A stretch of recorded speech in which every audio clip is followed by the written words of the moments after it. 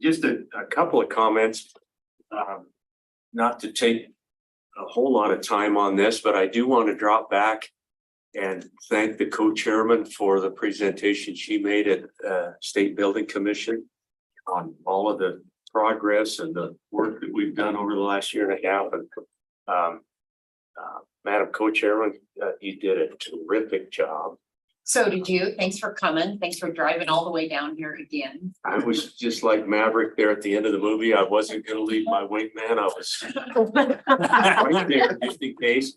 But Why an Air Force reference? Really? After the conversation we just had. yeah, just well, it was really, and I want to looking over at our partners to just say it's really such a pleasure to be getting to this stage where we can really show people that we're just about ready to see a lot of fruit from the planning that we've been doing.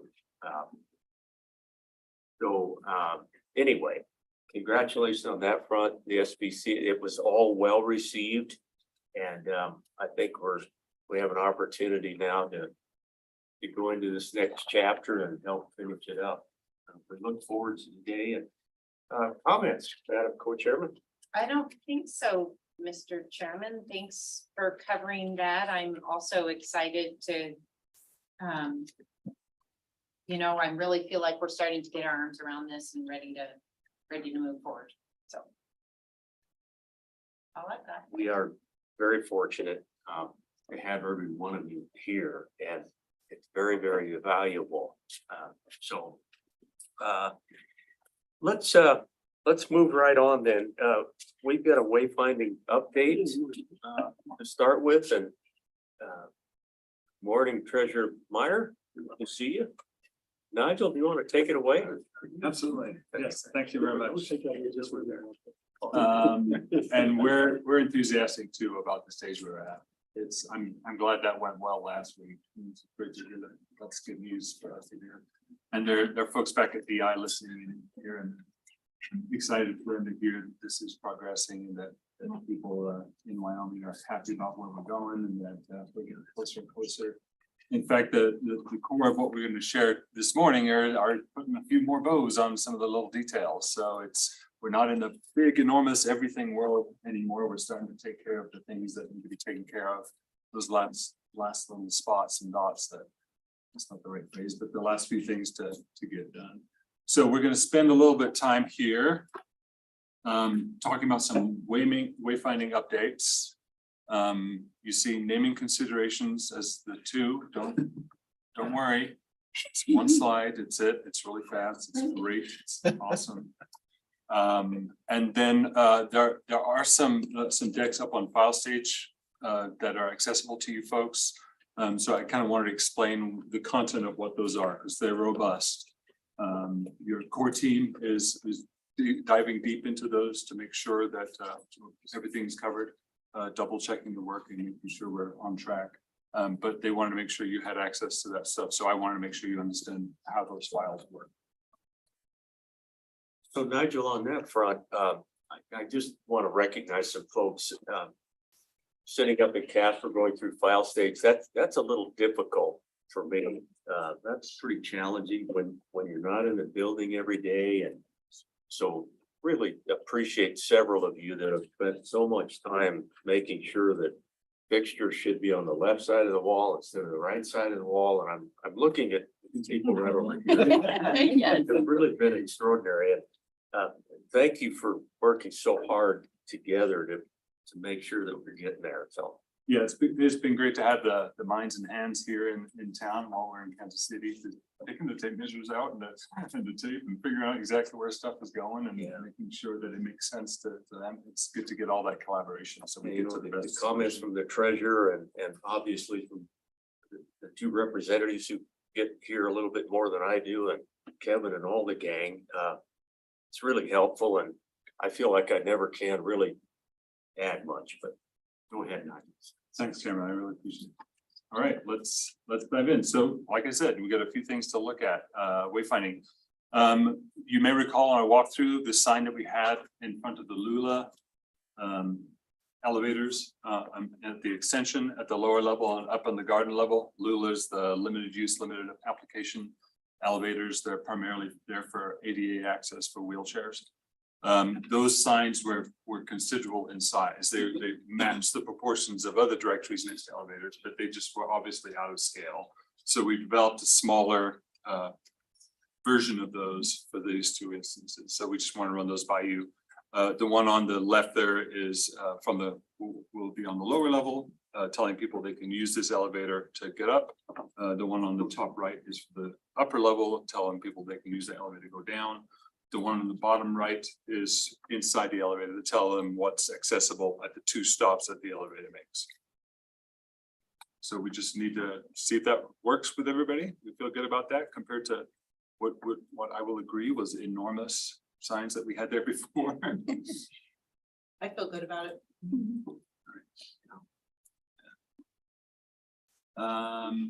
Next, we added a couple of maps. Because we felt like there's some locations where there's so many different places to go and so many different options that arrows pointing in every possible direction was not as helpful as actually seeing a map so you could locate yourself. One of those was in the Hirschler building, that obviously has a bunch of different destinations and many different ways to get there. Is it the center lobby? Is it the south lobby? Is it the east building? Is it the west building?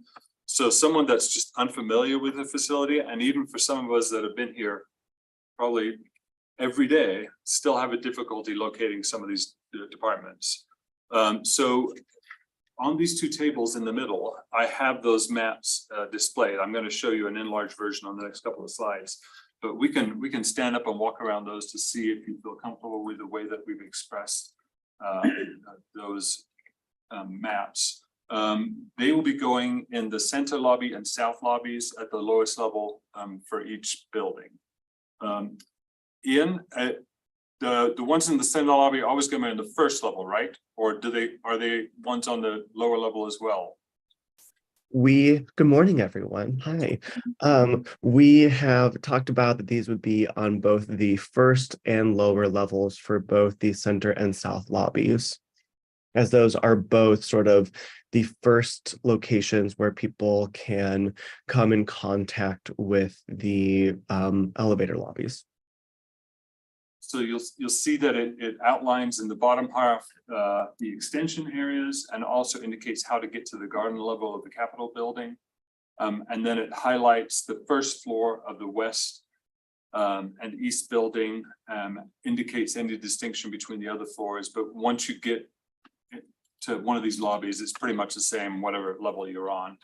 And then these sidebars indicate by number and by title, by ID, which lobby gives you access to each agency. So let me give you the enlarged version. So that's the top half of that. So Nigel, are you going to address the comments that are in file stage from us as we walk through these? There's 7 comments on this page. Did those happen? When did those get added? Yesterday? In the last few Today days. Last couple days, yeah. Yeah, I haven't had a chance to review those, but if there are any that you want to bring up now, this would be a great opportunity to.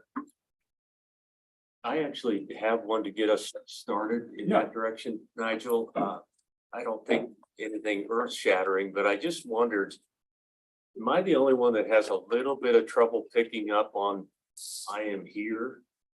The little teardrop, it might be a driver cost wise to put that in a little bit different color, but am I the only one that struggles a little bit with finding that on the map? It's usually red or blue, aren't they? Something that targets you. I could see a contrasting color making it more obvious. I don't know. I don't feel really strongly, but that was one reaction I had. Absolutely. Yeah, I mean, I'm not opposed to selecting a highlight color for that, to drawing more attention to it. I also think if you look at this too quickly, the you are here and then the line underneath it, that you could maybe misinterpret that is meant to the Oh. indicator, Oh, right? could And so take then you you're all the like, way down to where we are right here. again, it's just a quick read.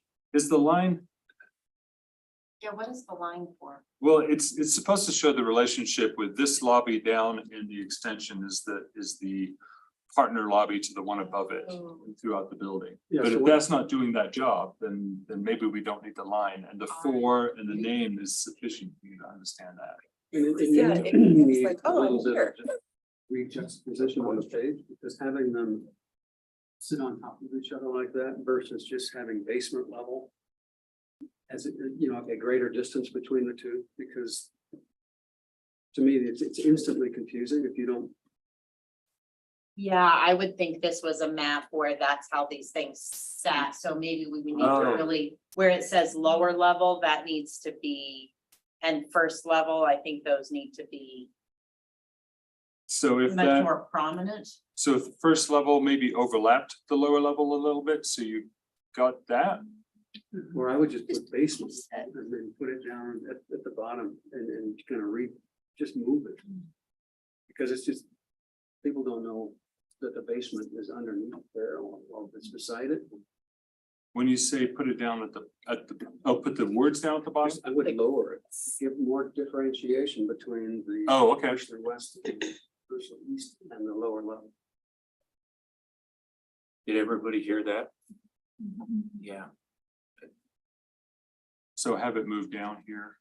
Or, or the others way, I mean, you can tilt it or you can kind of, there's just other places you can do it. I just think it's confusing.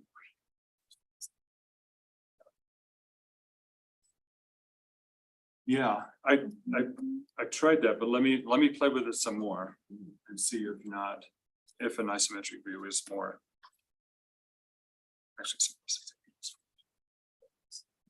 And then one of my comments on this, Nigel, is that we don't, because there's so much information on this. The less number of letters, I think the better. And so there's no reason to have to spell out department every time, department.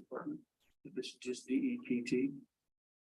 I think that will make it simpler and easier to just to grasp when you're reading it. I don't know, that was my thought. Less is more. How do we feel about that change? Representative, can you restate that? So, down through the, Yeah, Department of Education, Department of Revenue, Department of Health, on all levels. And all different lines, and just, why not shorten it? Because you just have so many words on it. My knee-jerk reaction is it doesn't remove enough to probably make a big difference. Well, there's a bunch more removals too that we could do, that's my other point too. just go down to hell. Could be. I have to confess that I'm really relying on all of you who live here in the building to. The Hirschler building is not in my wheelhouse at all, and one of my reactions was that there's a lot of stuff on this map. You gotta stand there for a little while, find what you're looking for. But that's because there's a lot of things in that building, so.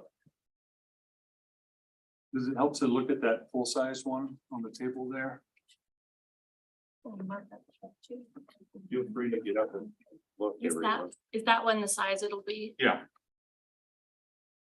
So think in terms of going to your doctor's office and trying to find your doctor's suite in a 5-story building. Coming to the directory that's inside the door that you walk through as you go to find your doctor, and you want to be able to find your doctor's name and the name of their practice. So we're thinking about someone that's never been there before. Well, and I think that's part of my hesitation of removing a whole lot is this is primarily focused for the non-state employees that get lost in that area, Yeah, that's what I'm. which is real common, who are not going to understand necessarily our, I guess I'd get a door dash guy or some delivery person, because they're always getting lost. And I don't This- wanna- This just gets you work. but I don't want to say like people are, like I look at DEPT and I immediately know it's department. Yeah. I don't know that everybody does. And so Everybody does. not every, So we don't need Wyoming legislature here. We don't need Wyoming legislature here. These are private offices. that was one of my comments It's too. it's just not needed. Well, and also, I don't think it is. Well- And there won't be too long, but those are no longer Wyoming legislative offices. Well, and this is something we've gone back and forth on. That was the original direction we gave. And then to future-proof it, the decision was that in case there ever is a public presence there, that hopefully you wouldn't have to reprint the maps. I suppose if it became something else, you would, but it was really meant for future-proofing. And that there are times where a chairman may say, meet me over in my offices in Hirschler 1 West. my comment was more, if I was again a stranger, I would say, oh, that's where the Wyoming legislature is. That's right. So maybe Wyoming, point. or maybe legislative offices or something. I think you're headed in a. I just think direction if I was a stranger, I'd be like, oh, I come here to see the Wyoming legislature, and you're gonna end up nowhere. I don't think building exit, because if you look at where you're standing, you just walked into the building.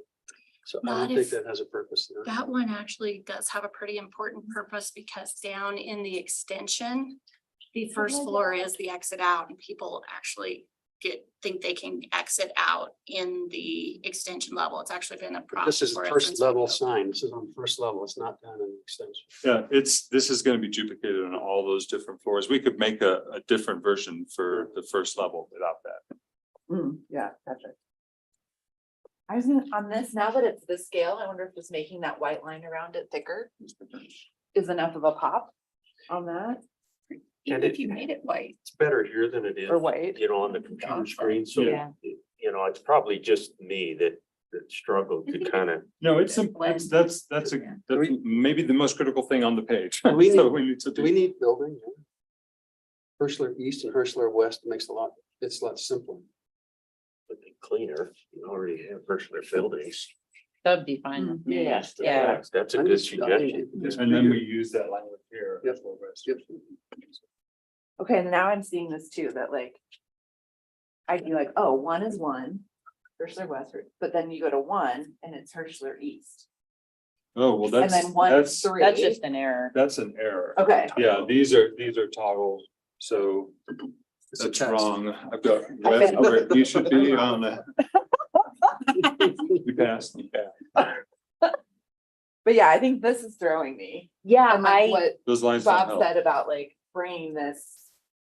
or somehow making it where, you know, this is called out as first level more clearly, and this is called out as lower level or basement. Yeah, Well, and I most- think there are a few different solutions that I can play with to solve that. And, you know, people to get to the extension, you have to come in this door. And you don't know that by this map. Other than just a little arrow heading that direction. Well, but when you are in this area, there is other wayfinding Yeah. that directs you there. Yeah, there's lots of other way finding. Plus, these maps will be in all these lobbies and you can see that there's a hall that takes you to there from pretty much any lobby. But I would agree, that this is very prominent. You don't catch that. So Representative Nicholas, is it your thought that maybe some kind of an icon that would indicate best entrance to reach here? Well, I'm it's- not sure how we would do that It's the better. only entrance. Well, but you're already in the building when you Are seeing are this, seeing yeah. this sign. This is only an internal sign. Parked over here, yep. So then we have other signage at these areas that would direct you to the Capitol. Gotcha. This is, I like the parallel to the doctor's office, because that makes a lot of sense. That's what I do every. Which floor is the children's clinic on again? Yeah. Yeah. Yeah. Can I ask if we have an I was alpha thinking order like- of these? If you have just Alpha DEPT, order? then this can be one line. They're ordered by floor, by level, Okay. and not by. One of the other comments was, it wasn't mine, but that we should probably put superintendent of public First. instruction above Department of Education. flagged that. And I actually commented on that, I thought it was okay because I think the majority of the traffic is going to be to the Department of Education, but. I mean, I'm okay either way. I just felt like if it was traffic driven, most people would be looking for the department, not necessarily for the superintendent, but. So you've got Secretary of State's office here, you have Secretary of State's office here. And so my question is, and I think you have it elsewhere. How do you know where to go in the Secretary of State's office, or which office to go to? So it seems to me that you should have a central repository where anyone who wants to see somebody in the Secretary of State's office goes there. And then gets directed where to go. That sounds like operational decisions over which we do not have control. So going back to the previous thought, you guys, we don't have state treasurer, we don't have state auditor underneath those departments. Why the argument for superintendent of public instruction? She's not listed on, I think the reason we put her over there is because the rest of them have entrances on the other lobby, right to the state official. Whereas, I mean, I don't know. In other words, it's not in the title. Department of Education doesn't represent her title whereas you have the state auditor and you have the state treasurer.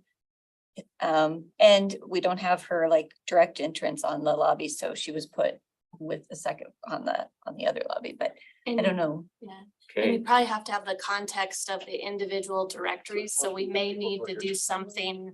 We may need to do something on this map to indicate that, because each elevator directory says. In the south lobby where all the other elected officials are, it says superintendent of public instruction, please proceed to center lobby. So we may just need to look at that in context of this, because it's making it clear the public entrance is in the center lobby, and it's the only statewide elected that has the main office on the center lobby side. It'd be different.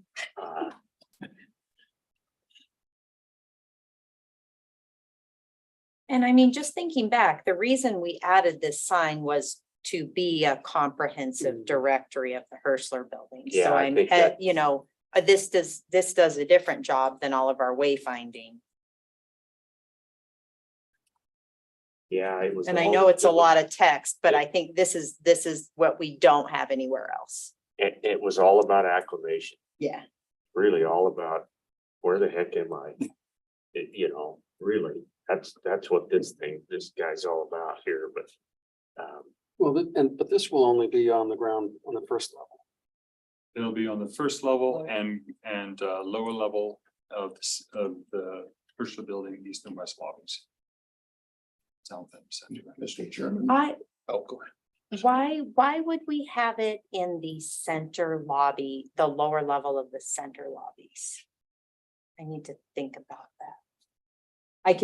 I absolutely see the lower levels of the south South lobby lobbies. and the first levels of both south and center, but who would be our user? Here.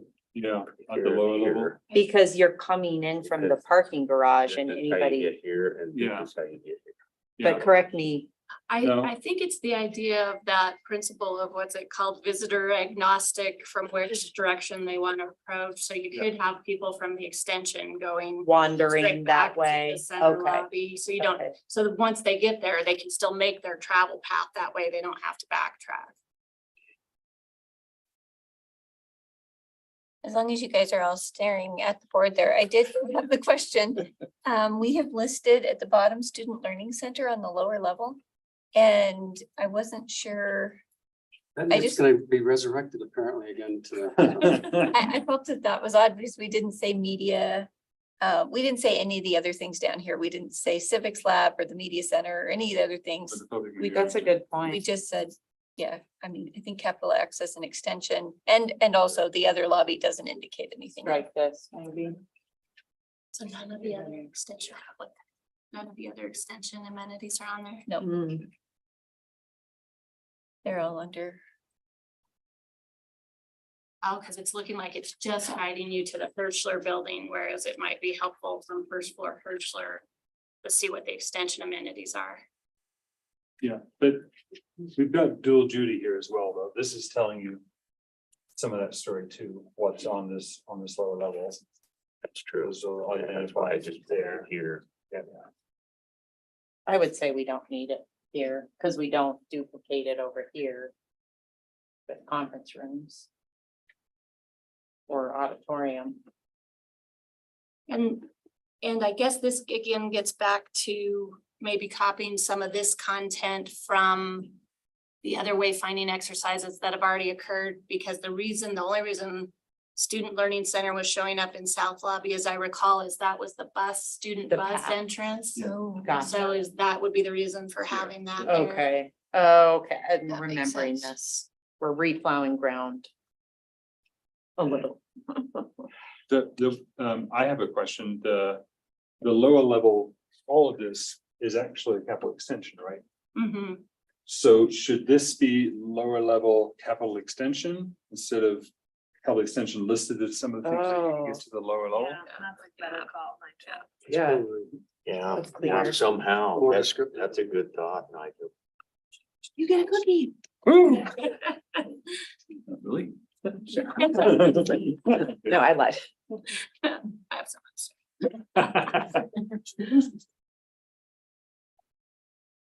So there are we feel like student learning is probably important because the That's the lost path, teacher yeah. that's trying to get their fold down to the Go right on the place is first really floor. happy to see that. So maybe prominence is more important than consistency. Okay. Possibly changing the language from Wyoming legislative to legislative offices, with those. Does it make sense to have second level no access, We just heard a rumor that there's no.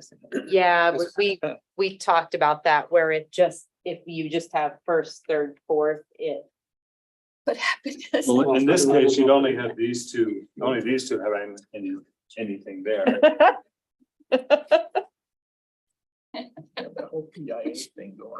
There's actually no access to lots of it. 'cause I'm aware of that. Well, but there is Oh, some they sort knock of, on them, you know, Yeah. gets out of the desk and say, you're in the wrong Yeah. spot, we'll let you in, you know. we put a doorbell on it. Okay. So it's, I mean, like. Occasional access. if you're- Periodic. If we pick off second level, that guarantees everyone is going to go there because they're gonna try to figure out what happened to this. I mean, there, in a way, you're right there, but just to let people know, by the way, third foot level, there is no authorized access there. Move on. So why don't you just say no access? Because we Because what decided that access was to the mean and authorized access only is a kinder way to say it. That was the language you already approved. Yeah.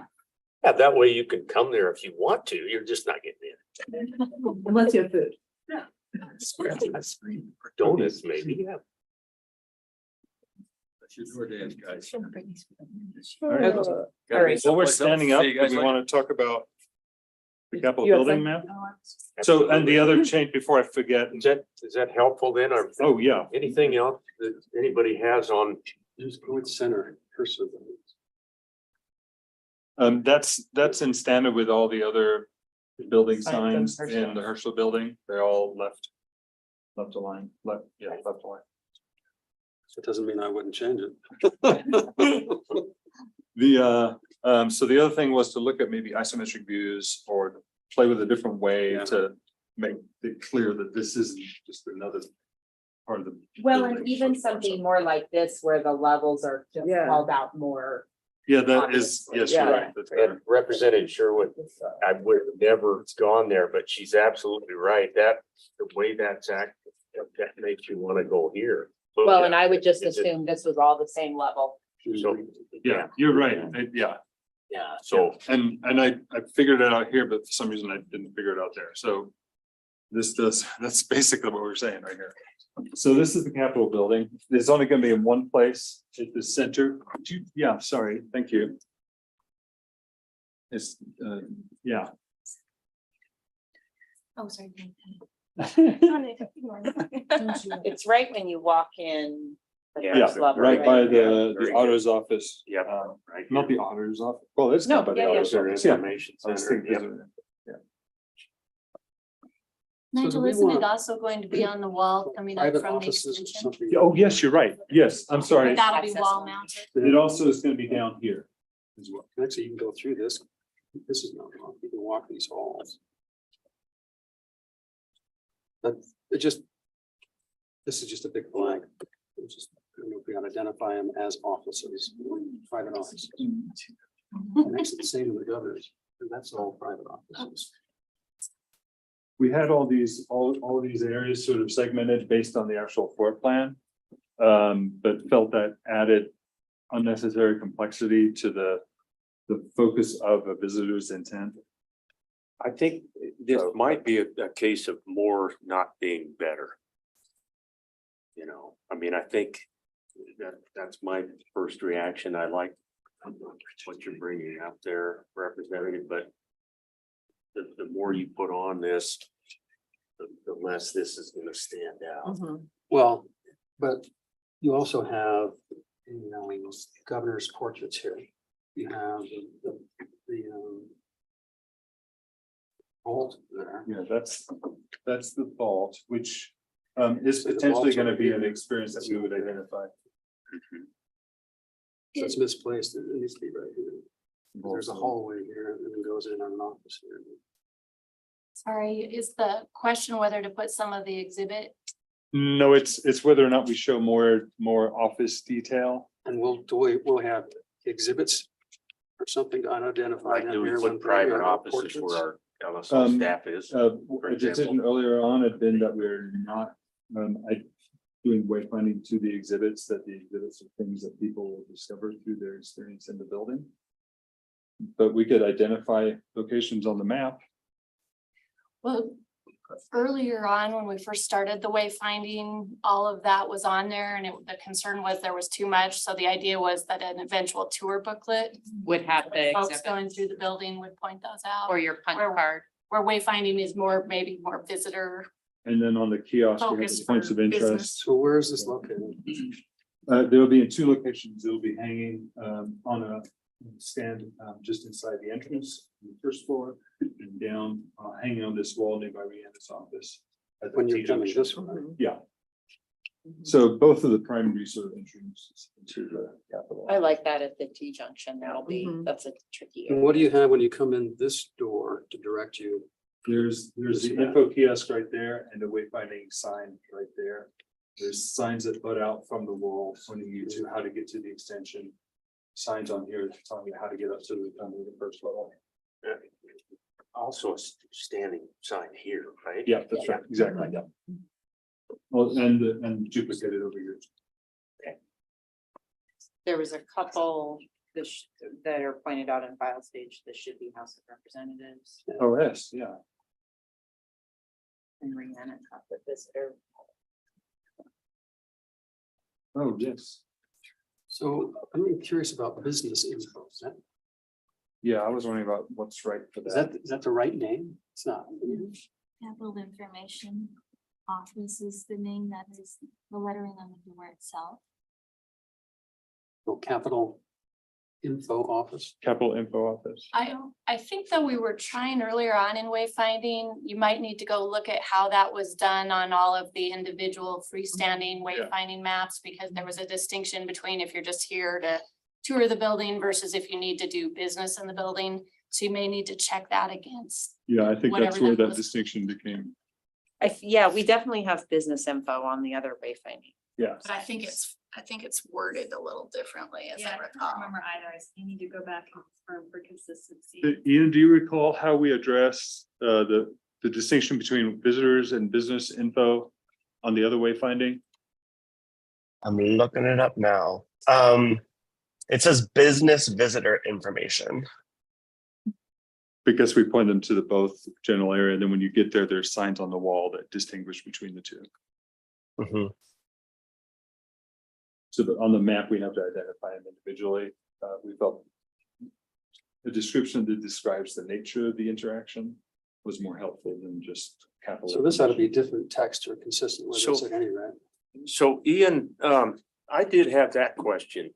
Why all caps on some of these and then the caps and down on state auditor, for example? Public meeting rooms. are- Public meeting rooms is all caps. Well, and some of them look fun. I see that it's consistent with this, but it looks silly where it says Historic Supreme Court Gallery. That does, yeah. And That's- the other thing I was gonna say, that this ought to be larger or and separated, because that's the number that's most important. When people are coming in, because you don't. Public meeting room doesn't help a lot. Or at least separated, you're right. That's right. Yeah. Because that's, Mhm. that needs to be the most visible. Because Okay.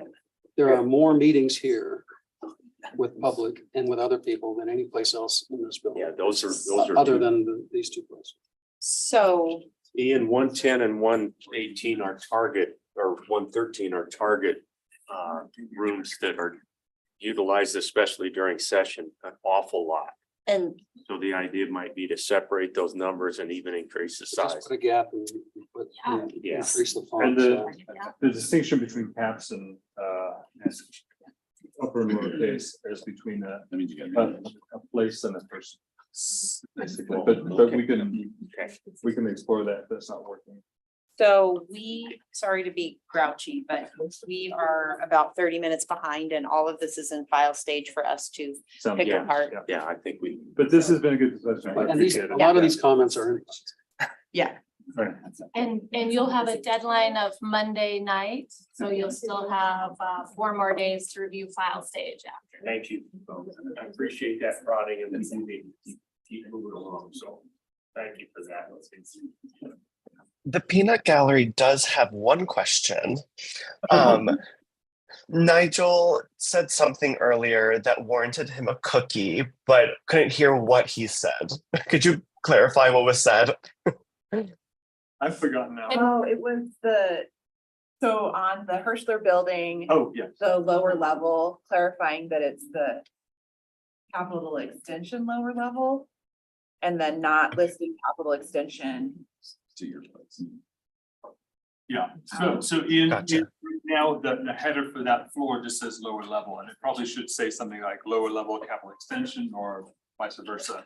And then list the things that are there. And DI, Okay, what great. we'll do, on the staff side is we're capturing the comments that are being made, so we'll make sure those are included in the file stage comments if a member hasn't already made them. Sweet. Thank you.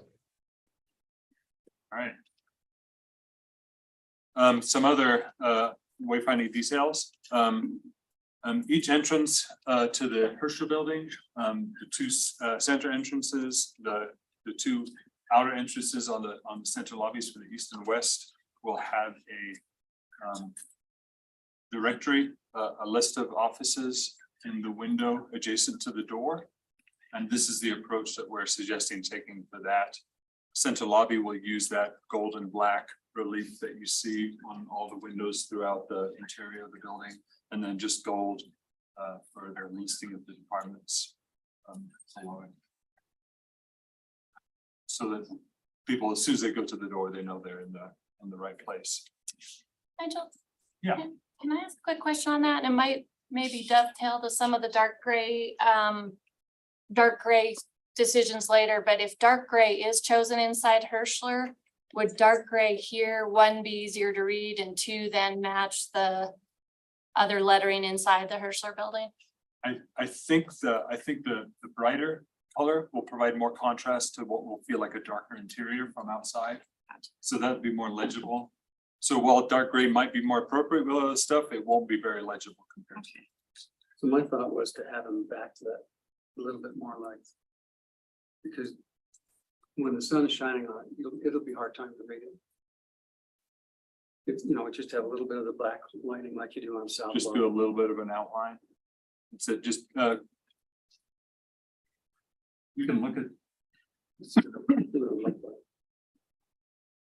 Let me find some examples.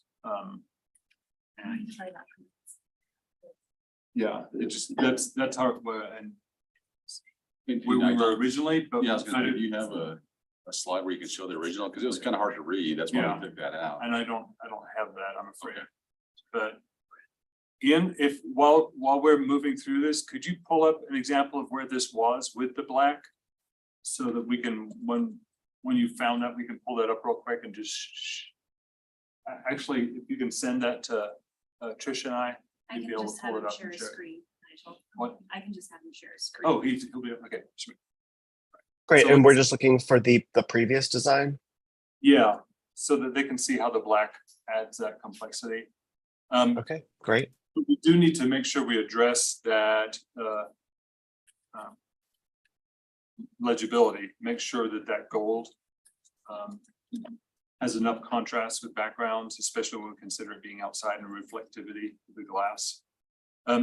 Ian, was this going to be second surface? I think it was, right? Because of the environment? Well, the more that we're talking about this, it feels like it might need to be first surface to aid in legibility.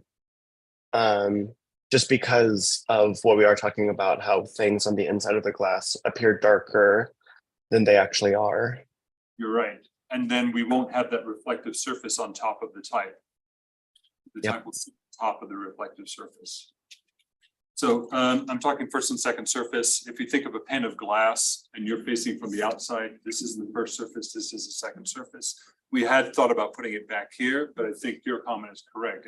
There may be some issues with reflectivity because you get the bounce off the glass before you get to the letter. But if we put the letter in the front, then the bounce off the glass would not interfere with the lettering. So I have a question on the capital access. As you're walking in Brown Law, the Capitol is right behind you. And so, and there are three separate access doors behind you to the Capitol. Does it make sense to have a Capitol access there? Because what you really have is Capitol extension access, not Capitol access. I think the concern there was for in the coldest months, that somebody walking up to the closest door would be relieved to know that they can go through that door and get to where they need to go without dying of hypothermia. I've already walked further than the rest of the way to For the Capitol. teachers, yeah. In fact, you've gone a long way. And they should have gone a different way. They should not already been directed to the Capitol before they got. Yeah, because there's plenty of other wayfinding that gets the. What's the consensus? Maybe it's capital extension. Access to capital or something like that. I just don't think you need it. It's. Anytime it's simple. Why would you complicate? Capitol's right behind you, or right in front of you. Is this helpful for teachers that may be unsupervised between the bus and that door? Whereas that's their main route, or is that not gonna make a big difference? I think it was more for, that one was more for tour buses, if you wanted them to go down and start their tour down there, but that they are often. Where's Amy? They're often unannounced. We don't know that they're coming. So that if they know that they can start their tour down there, but I think it's a valid point that you can see the Capitol right in front of you. Yeah. Yeah. Just go to the Capitol. The tour buses, unless they're directed otherwise, they're gonna drop off at your front door. And we need to operationally work on that because it's proving to be more and more problematic. There's some ways we can do that, but yeah, Awesome. your groups are. I think Representative Nicholas is right. They see the Capitol and Yeah. if her group got there earlier, even if it's cold, they just run. Yeah. And there are other signs that point you to. Yeah, I think you could probably remove. Right. Will do. The inside the vestibules, north, south, and west of the first floor of the Capitol building, there are some existing directories that you may have walked past 100 times and not noticed. But we're suggesting an insert that goes in there, just that was easily updatable. It's just on a Sintra hard surface panel that's thin that just can slide in there.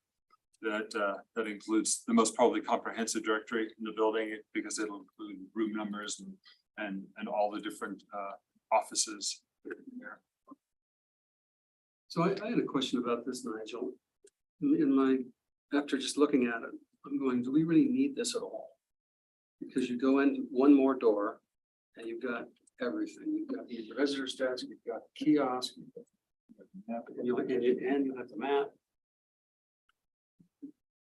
And that is already high because it's above the wooden plaque. So you kind of look at it, you don't want people to stop and stand there and try to read that and block the doors. You want them to proceed into the building and figure out where they're going. So I'm not sure that you even need it. The only issue there is that that fixture exists. And the information on there is not always accurate or up to date. So do we get rid of the fixture? Or do we just print this insert?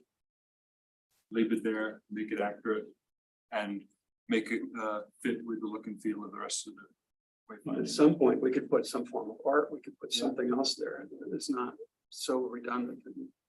You see it 3 times and basically 25 steps. Oh, I'm looking at some of you who are in the Capitol more than I am. I don't feel strongly one way or the other about this. I think this was my catch in that this was an original oversight idea to have them in the vestibule so that they weren't interfering with trompe l'oeil. I think my recommendation would be to either go this approach because those little white letters that are being used in there now are very hard to read and they're hard to update, or have them taken down from the wall altogether. I do know that outside of them, I believe, is pretty heavy, so I'm not sure how they were bolted into the wall. I might have to look at Will and Brandon for whether or not there's a way we can tell what repair impact would be if you take them down, but I'd say either take them down and repair the wall or go with an update to it. It would be the only place you'd have names and actual room numbers because it would be easy to update over time. Oh, that's a good point, or your name.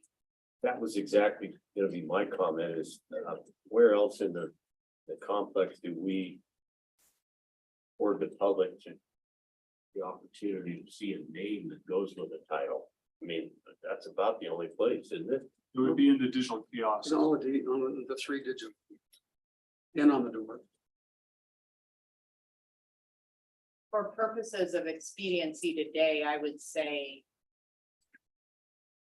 we comment on the sign and file stage and maybe do a little exploration of what would be.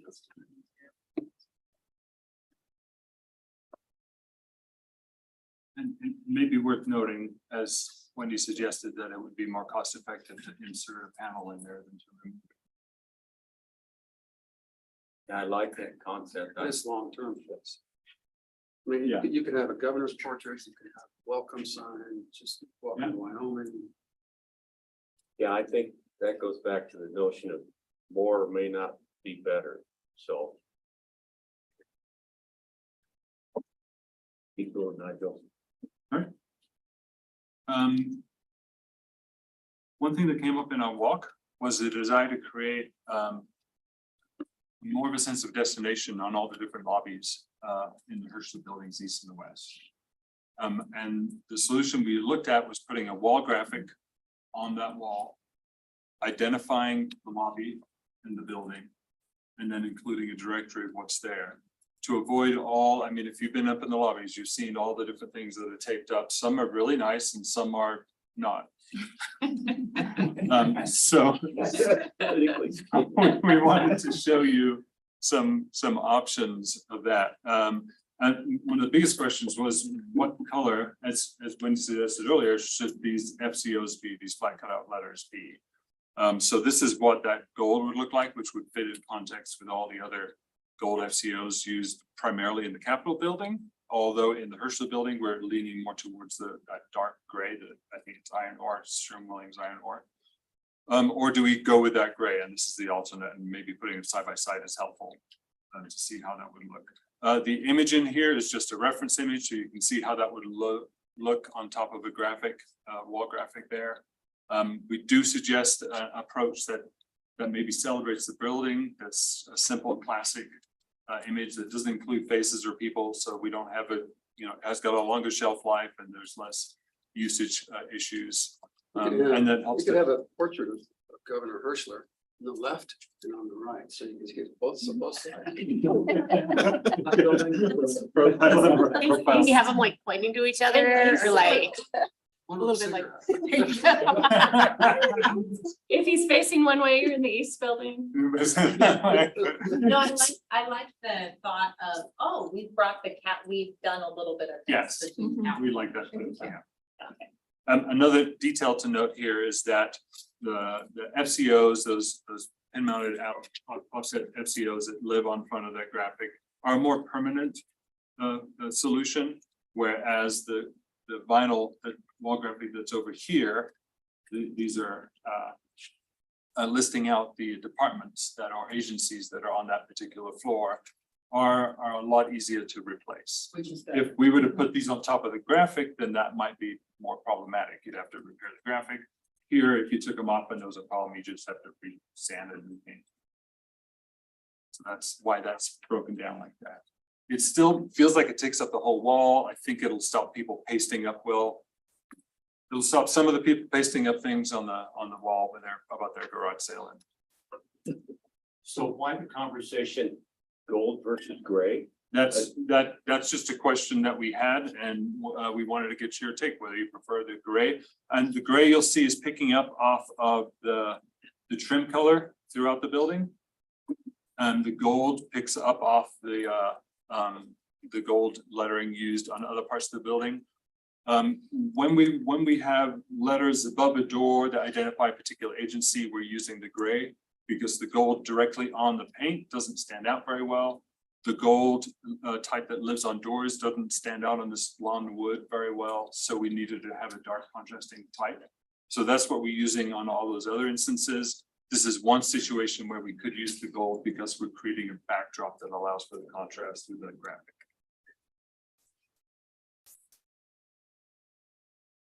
So it's just it's a preference.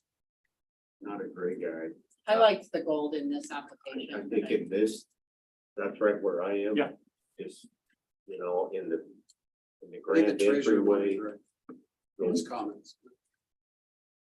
And then the agencies are still over on the right, those are still gray. Those are great, Yeah, yes. see, I like that, I like that little contrast. I like that too. Brings a little fancy to the first. It does. Yeah, it elevates that. You feel like you've arrived and you're at the Capitol. So the image kind of tells you that. All right.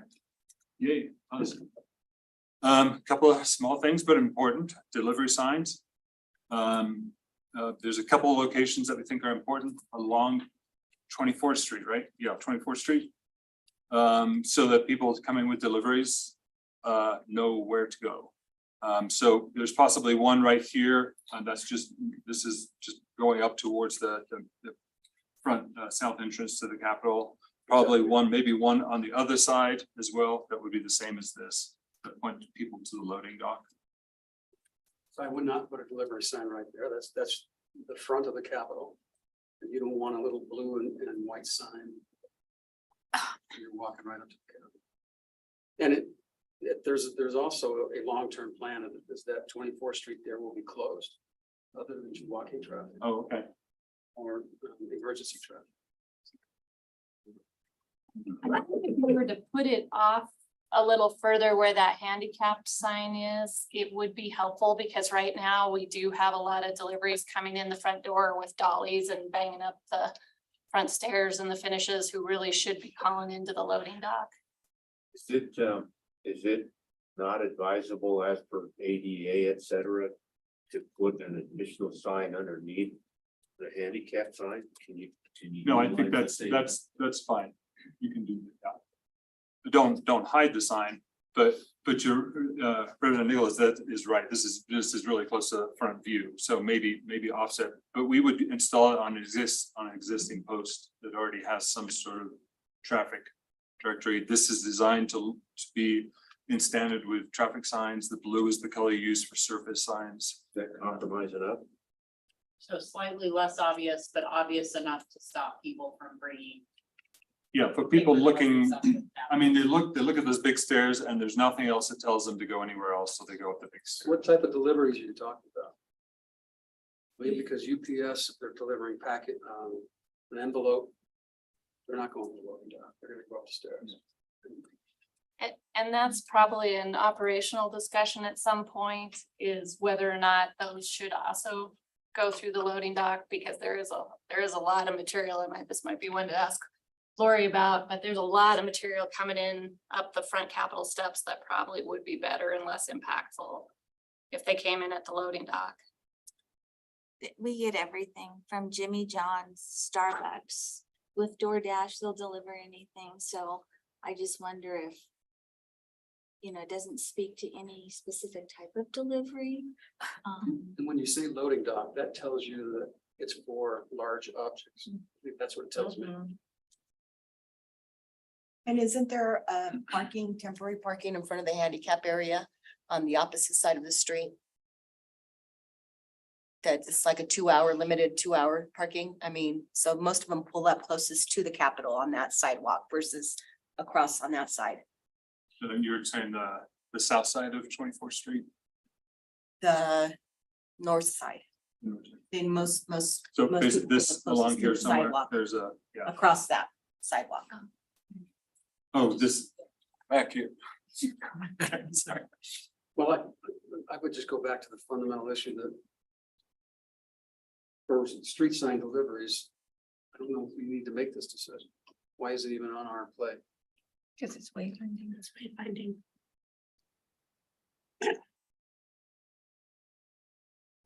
I think the idea, I actually put this on your plate, so I guess I'll tell Hey, you why. right. It's not. You think what's your Jimmy In John's all order? transparency, this was my recommendation as we did the wayfinding walk. I think it is a street sign, so it is a city. You need this to be in the city code signage rather than your fancier signage, but I guess it is an operational decision about whether or not you want to have it. I think our hope was it would start redirecting more of that traffic. I mean, we get, IT is a great example, you know, you'll get in a shipment of computers and it would have been much better if they came in at the loading dock. I don't think you'll ever stop, and nor should you probably. The Jimmy John's guy with the bag isn't impacting the building, but you know, you name it, larger deliveries that are coming in that aren't box truck deliveries are impacting the building right now. As long as the Senate lunches find their way.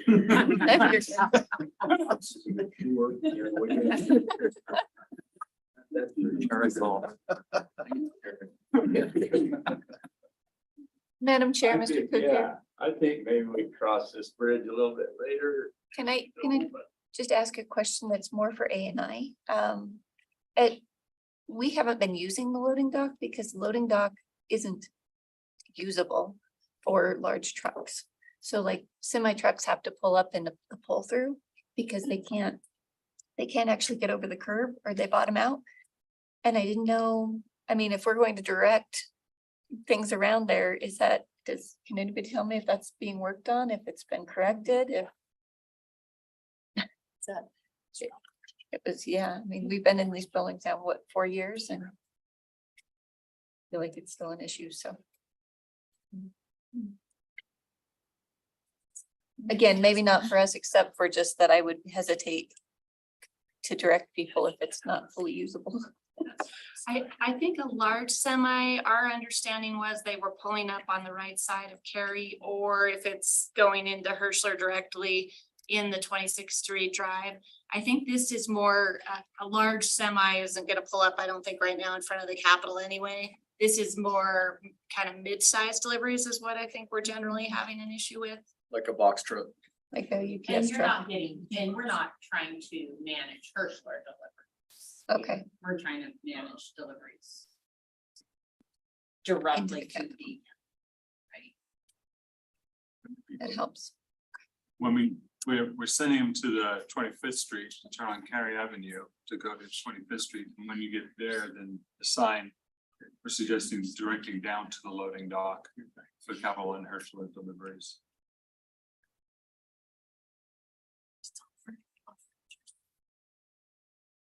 So at that point, it does Yeah, that would, direct that both. would make a lot of sense to Yeah. me if we find a home for it.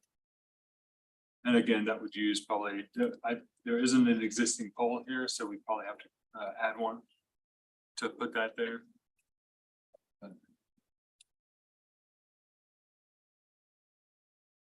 How does this affect the UPS and FedEx? Are they expected then to use this delivery into? And then does that affect the security of the packages coming in? Well, and I think that's where the operational side comes in originally, and of course, a lot of time has gone by, but originally that was the intention of the security screening at the loading dock is set when you're at the top of this loading dock, there's a call button. You can either go down the main drive lane if you don't want to drive down into the loading dock and the door comes up down there via security access, or you go down to the loading dock and they'll open it for you there. So originally, when Oversight did this project, the idea in Highway Patrol's request was that nothing come into the building other than via the loading dock. And that would include UPS, FedEx, so that it could all be screened. So there is a screener down there, but you know, COVID hit, staffing issues, it was never deployed. So it really is an operational question at this point. Just getting the feeling that we can't completely resolve this today. I'm not sure what more feedback the subcommittee wants to give on this. It feels operational to me, and I tend to lean toward Representative Nicholas, which is, this really, does it fall securely underneath our purview here? I don't, it just feels operational, and maybe we could put this off to the side for now, so that we can keep moving through the day. Any thoughts? Okay, let's go. That was it. Signs. Now the naming questions about this very room here. Wendy, I don't know if you wanted to address this. This is another one I put back on your plate, everybody, but when you first went through all the naming down here, Rihanna and I had said, oh, please don't rename the Student Learning Center.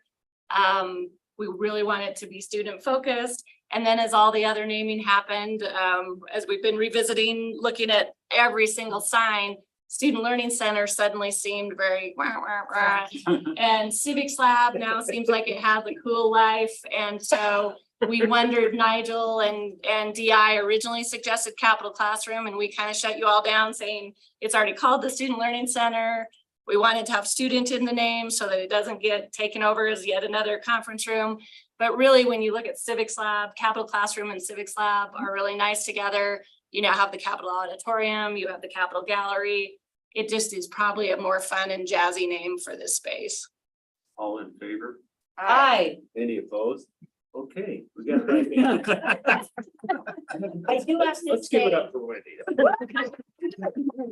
I'll come back with any others because the signs are about to go into engineering. I do have to say, no one was ever completely happy with the name of this Civics Lab, and now that it's set, it rolls off the tongue. It's easy.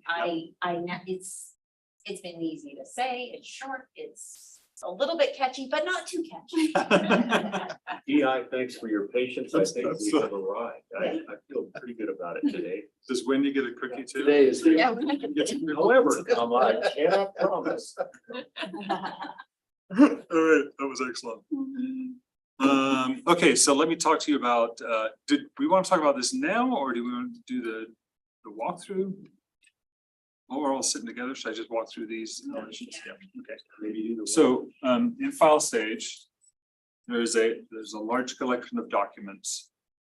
This is all actually in one document that have a bunch of different parts and pieces. And we walked through a couple of these last time, but it might be helpful to sort of reiterate how these function. So you know what you're looking at and get an appreciation for how to interpret the content, because they may not be familiar documents to your regular work life.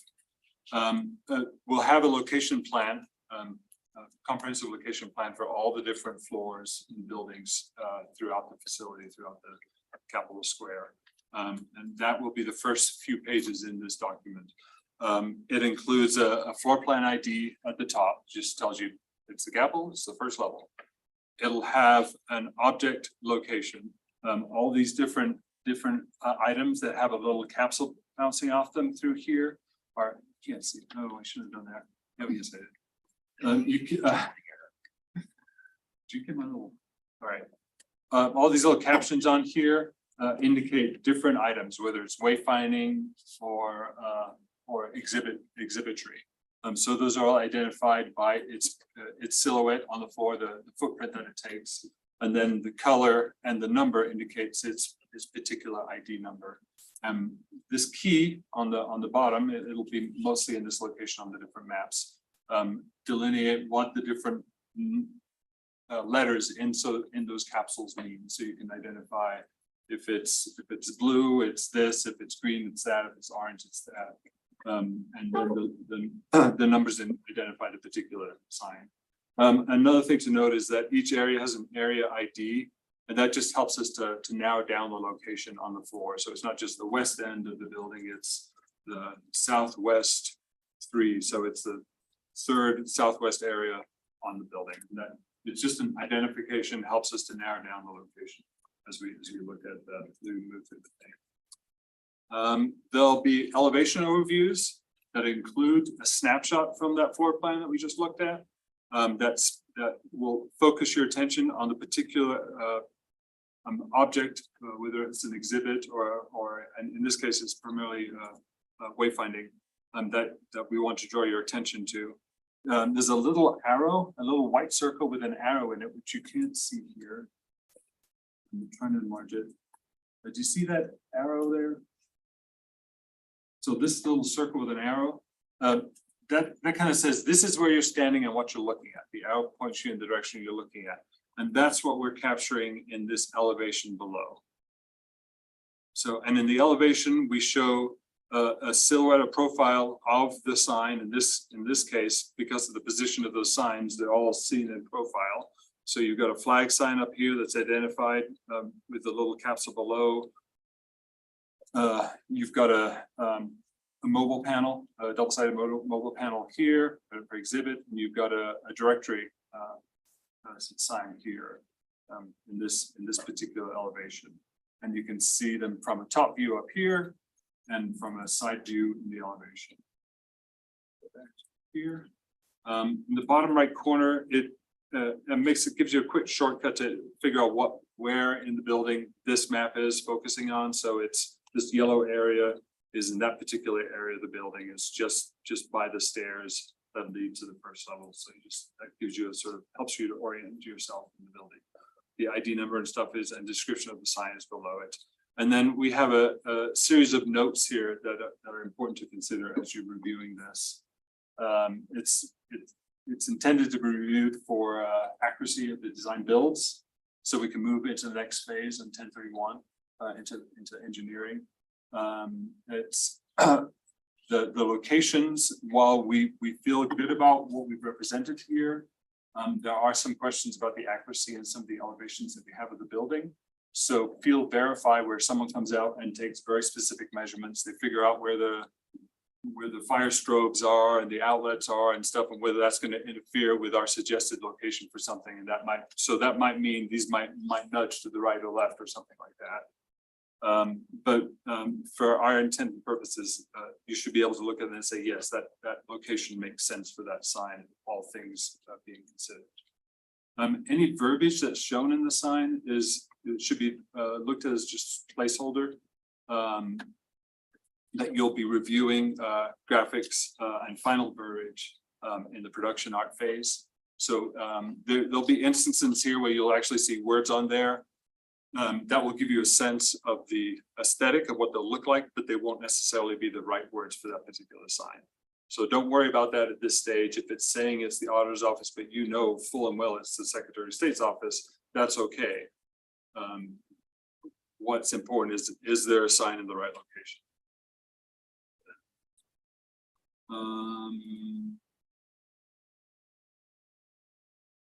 I think that's and you'll see these notes on each page, and you can check those out as you're moving through. So those are elevation overviews, and there'll be one for each individual sign with some exception, and this is the exception. where there is a situation where we have the precise same location of this precise same type of elements in identical elevations, we're not making you review that 10 times. So we know that there are 4 floors that have the same exact configuration in Hirschler. And each lobby, each of these center lobbies has a directory that's always in the same place, and a restroom for the women, a restroom sign for the men, always in the same place. So look at that, say that that's okay for the center lobby, that's going to work. You don't need to look at that again for the first floor, and then the second floor, and then the third floor, and then the fourth floor. When there's a unique position, location, then we'll have a unique elevation for it when it's not duplicated anywhere else. Does that make sense? Yes, we got it. And then the last part of that will be the build typical overviews, and you've seen these before as well.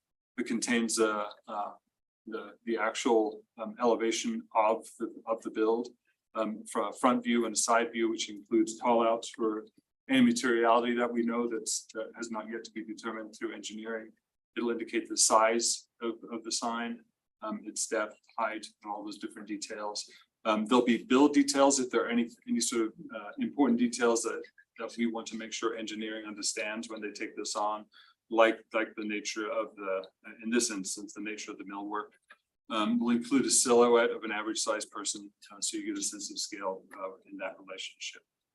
Again, there'll be notes on the side. They're pretty consistent, same notes on pretty much everyone, but they're important to help you focus your attention in your review on what matters in this instance, so we can move forward to our 10/31 deadline. That's our deadline. I know the review for this is for this team is sooner, but that's so then we can make whatever adjustments and changes need to be made to get those approved, so we can hand off an accurate deck to the package to engineering. Did I say that right? Well, that's that. Thank you. So we also created actual sized printouts and pasted them on foam core and placed them around the building. So we're going to spend a little time looking at these different printouts in location, so you get a sense, is this the right size? Is this the right location? The things that we're focusing on are the seals in the meeting rooms. So we have a couple of options to look at there. Those arch-topped wall panels down in one of the vestibules on the garden level. And a mobile panel right there, and the reader rail. So we're going to carry those up so you can see them in context. And that'll give you a sense of, yeah, that's about the right size. It's working. These printouts are not gorgeous. They don't represent the color accurately. And they were done with a quick turnaround. So there may be some flaws in the way the art's represented as well. But it'll give you a good sense of the type size. So you'll know, yeah, that's legible at that size, at the distance people will be reading it. It'll give you a good sense of where that type lives in relationship to where your eye line is, whether it's too low or too high. So that's something you should look for as well. And obviously scale. Is it too big or not big enough or what have you, except for depth. It's obviously flat, so it's not going to give you a sense of how deep it is. So all of these things are going to feel like they have a little more volume when they're the real thing. So kind of add a little bit in your head for that, because these are just flat objects, but it should give you a really good sense of how they work. So do we want to take a break, or do we want to start our tour, or what's the preference? Why don't we take like a 5-minute break? Not much more than that. Let's take a quick break and come back, and then appreciate very much all the work that's gone into training these. Look forward to putting them in context. Yeah. And we do. So everybody take a quick break with you people, and we'll start through with these in about. You guys want to meet in the art gallery? 5, 6, 7 minutes. Yeah.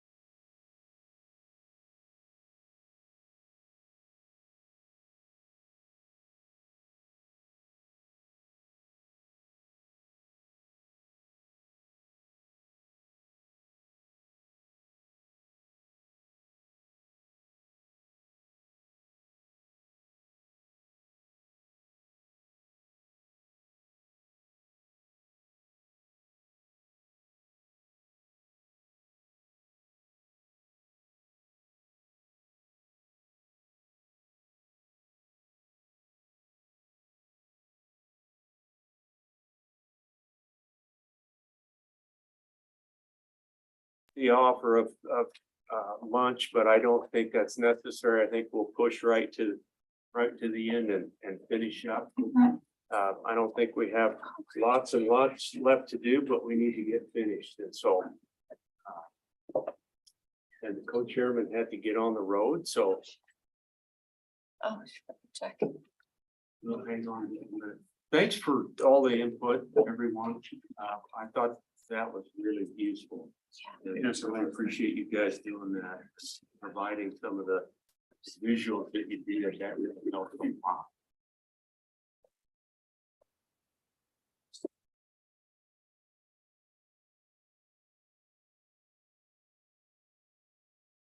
Anything else before Rihanna gets us online?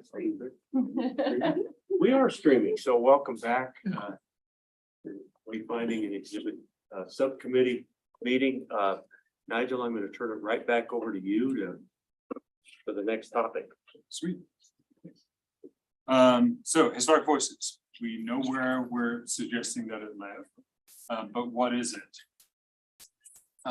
Basic concept is, what if visitors could hear the voices of Wyoming history while they were here?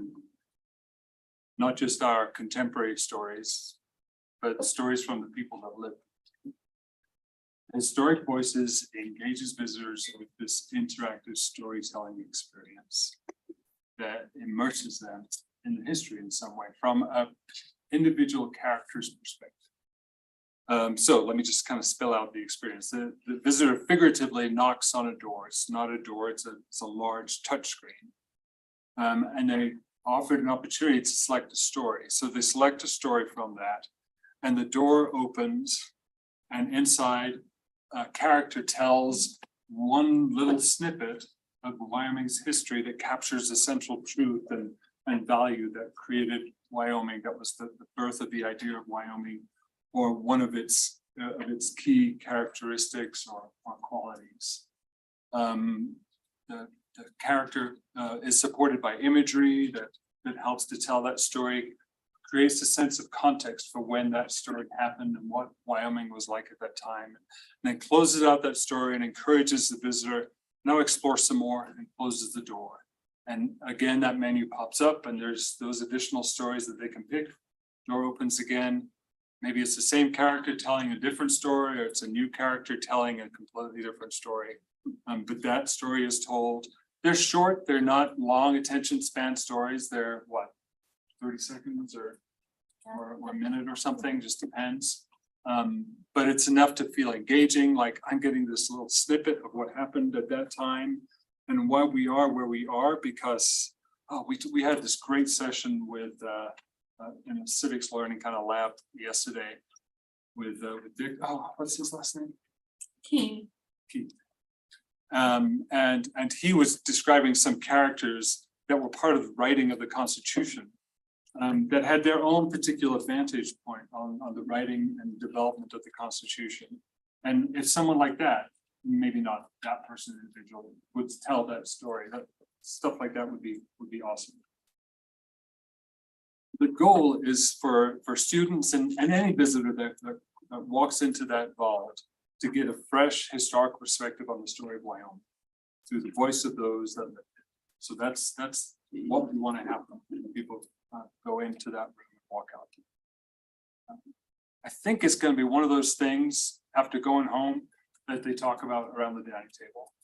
I think the civics lab will be one of those things. I think maybe the timeline might be one of those things, and I think this would be one of those things. Just to give a very sort of practical logistical view of what that looks like. This is it placed in a different room. But the idea is it would look just exactly like a door. There would be a threshold, a door frame, and for all intents and purposes, a wood door. But the door would be rendered in this high resolution touchscreen that you could touch and faux knock on, and that would activate that experience, and it opens. Directly above would be a directional speaker, so that while the fact that the vault has sort of a more sealed in space, there are people that work in that environment and they don't want to be hearing this all day long. So the directional speaker will help to sort of focus that volume, that sound towards the person standing right in front of that screen or the small group that's in there. So we will use that for sound. This is where they get to pick the stories. I think I've talked about everything else. Topics, for example, topics could include William's suffrage, maybe the first female governor, the construction of the Capitol. We've got some great letters from the foreman, was it? That could be wonderful, awesome, about his stories about what it was like to work on this building in the winter and stuff. The formation of the government, like I just suggested, that character from the Constitution. These could also be ambiguous, unidentifiable people, just sort of the representational person, yeah, like man off the street, person off the street. That gives you context. So we have less concern about historical accuracy because we don't want to make quotes from somebody. If we're writing a script from somebody, we need to make sure that they said something that we want to use in this story. But if we're using somebody else to represent that, ways to do that. I've talked about this as an introduction, start a sort of a track loop. So they walk in there and they see this door, and that may not be enough to get them going. So maybe the door opens ajar a little bit, that character pokes his head around, or you see activity behind there, and then they close the door again. So there's obviously something going on behind this door, and you want to touch it and find out what that is. You get to select the story, it tells you the story, it encourages you to go to the next story. You can sort of start to see the visual sort of approach there. We've got this hero up front. Maybe it's captured with an actual person, maybe it's a series of visuals, sort of Ken Burns kind of visuals of that character, set in a context that provides you an idea of where they are from. So maybe it's a reconstruction of an office or a landscape, or you see the construction of the building. We've got these great old photos of the building construction in the background. So maybe that's a sort of static image in the background, but you're hearing the noises of the carriages going by and people hammering and sawing and this person talking in front, just to give you that atmosphere. Some examples. This is a thing we did for Amelia Earhart, which is a much more extensive approach to this, and not necessarily something we'd be able to do to this level for this space, but it gives you a sense of what it's like to come to this place and have this conversation, have someone tell you their story within this artificial window. And oh, stop. Is it? I think that's it. It did it again. Okay. User interface that just kind of this, and we'll share this with you. This is the wireframes that help you to understand what the user interface is like and how it starts, and the stories available and what's involved in that, and then the steps involved and how that works. This is what we need as we move towards SD, so we can develop this approach as we go into actually writing the scripts and the stories and figuring out how to capture the content. And then the code that needs to be written for this to be a seamless experience. I don't think I need to dive deep into this. So, elevation gives you a sense of the size. It's going to be about 5 feet wide, about 7 feet 10 tall. So might need to make some minor adjustments to that based on the space and what real estate we use in that space. It protrudes from the wall just slightly, but it needs that depth for the screen, obviously. And the little sort of threshold will stick out just like it was a real threshold. And obviously we already talked about the proposed location down in here. It'd probably be on this long wall. At the back wall right here, there's a AC return, so we can't put it there. So along this wall seems like a logical spot. This drawing is inaccurate. The door opens the opposite direction, and there's actually a kind of a build out into there, but it's basically what it looks like. And you're right. We have on the map, we have the vault in the wrong spot. Okay, that's it. The next steps. Vision and creative intent for the content. So what are those stories? Who are they about? What are the images that support it? And then all the other steps involved in developing those stories and the scripts for the narrator that's gonna walk us through the stories and the visitor ultimately. Any questions? My only concern working in the governor's office is the space or the sound that they're gonna continuously hear in those two working offices that are tucked around the corner there. Also, we had to block off with some rope during session because people were constantly going in there in those working offices, and one of our human services person felt unsafe being with just wide open doors and stuff. And so that's my only concern, I think, is just the noise level that'll bring into that area. Because they are working offices. I totally understand that. And that's why we're looking at that more directional sound. System. Directly down above. Yeah, Yeah. and we can also look at, are there any mediation efforts made on the wall surfaces to help sort of getting some of that sound as well, using materials instead of those hard surfaces. So my gut feeling is that this doesn't belong inside the vault. The vault has its own purpose and story to tell. And basically, you're just changing the whole purpose of the vault into something different. And we've talked about originally on having the room that's in the corridor or where there's seating, and we'd have a live active screen like this to do various things like you're talking about in more of a grandiose way, in more of a designated location for something like this. I am curious what the cost of putting something like this together is. And if it comes out partly fake, then it really looks cheesy. So it has to be on all fours to be worthwhile and to put that kind of effort into it. And people just mocked up in and out that's telling a story can be kind of cheesy. Yeah, that's why we're wondering whether or not using photographs instead of a narrator instead of an actor would be more powerful. I would think it would. What's going on with that room that we were originally going to turn into like a little video room? So it might be two sort of separate issues. Originally, when oversight added the vault to this location, it was actually $100,000 change order to do so. And so the idea was that it would be I think it was called a public lounge originally in the floor plans. But then as this committee went to its work, the idea was the historic voices here. I think the change with the door was a result of trying to find a new location for it. So I think originally as DI had it rendered maybe about a year ago, it was more you came into the room and the person was there as kind of a hologram without a door. So you were coming into the vault of history kind of thing. So I think that maybe morphed a little bit. And then the room where the public can come in and watch a video about the building, that is now occurring down in the public meeting rooms 110 or 113. But there was discussion about the underutilized conference room on the north side of the rotunda on the first floor, about whether that could be used for videos instead.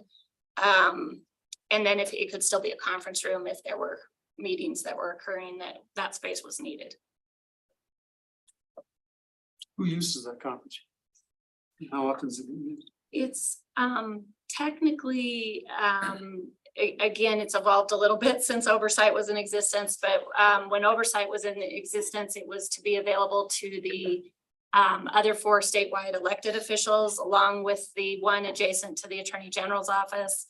The Attorney General's office does manage those rooms. I believe, and Lori actually might have more insight into this, I believe the one adjacent to the Attorney General's office may be used more than that one. That's correct. That's the primary usage, is the one right with the fireplace. And as far as how often, I don't know that I've seen it used, but a couple of times over my year and a half. Our office does use it as overflow conference room since we technically only have two rooms that we can use, the governor's and down below is the policy one. So we do use it as overflow and we go through, we don't go through you, we go through the AG to reserve it. because they're managing it for us.